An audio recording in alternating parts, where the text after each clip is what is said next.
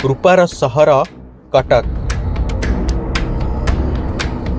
महानदी तटरे पूजा पाउछि जाग्रत देवींक दिव्य आसन।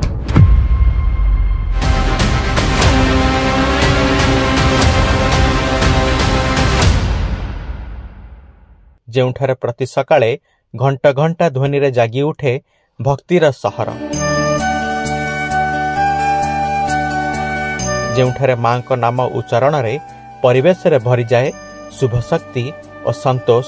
सी हेउछि ओडिशार गर्व कटक सहरर अधिष्ठात्री देवी मां कटक चंडींक सुंदर मंदिर।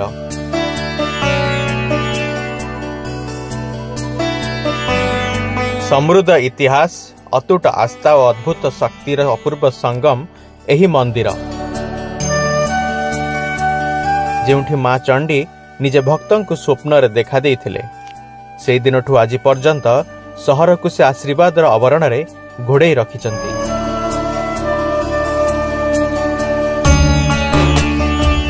मां कटक चंडी मंदिर कटक सहरर महानदी तटरे अवस्थित एक प्रसिद्ध और पौराणिक शक्तिपीठ।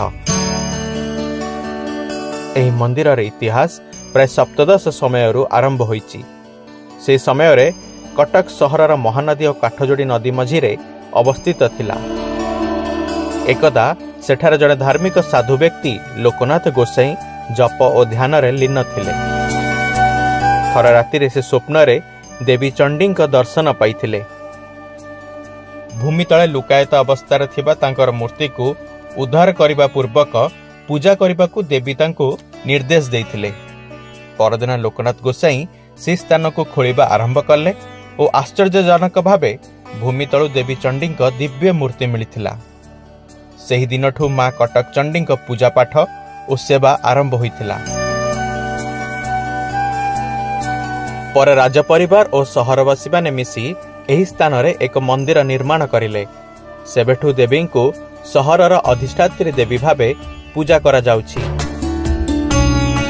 मां को कटक चंडी नाम दिया जायथिला कारण से कटक सहरर रक्षा और समृद्धिर प्रतीक बोली सभिंकर दृढ़ विश्वास रहिथिला। मां कटक चंडी मंदिर रे वर्षर 12 मास धरी अनेक उत्सव और पूजा पालन होइथाय। भक्त माने एही समय रे मां का दर्शन पाई दूर दूरांतर आसंती। सेथि मध्यरु गुरुत्वपूर्ण पूजा गुड़िक हेउची आश्विन मास शारदीय दुर्गा पूजा, माघ सप्तमी और माघ मेला, चैत्र मास बासंती दुर्गा पूजा, आषाढ़ मासर पाणी पिठा, कुमार पूर्णिमा और दीपावली सह प्रति मासरे पिठा पूजा और मंगला चतुर्थी होइथाय। आजी जेतेबेले मां कटक चंडी मंदिर नूतन रूप निर्माण हेउची, समस्त कटकवासी एक नूतन आशा और भक्तिर हृदय धरी प्रतीक्षार अछंती। माटी पत्थरर एई नवनिर्माण केवल एक मंदिर नुहे, यह हेउची एक भावना, एक आस्था और निरंतर दिव्य शक्तिर प्रतीक। मंदिरर प्रतिटी पत्थर अच्छी भक्तों भल पाइबा, प्रत्येक देउल शिखर अच्छी आशा और आशीर्वाद मूल्य। काम चलिथिबा सत्वे मां को आशीर्वाद एबे भी समस्त भक्तों हृदय रे सेमिति साइति होई अछि। निर्माण शेष रे एही मंदिरर सत्यबा नवकळेबर संपन्न हेबो, किंतु मां चंडी भक्ति, आस्था और शक्ति आगरु जेपरि थिला सेपरि सदा सर्वदा रहिथिबो।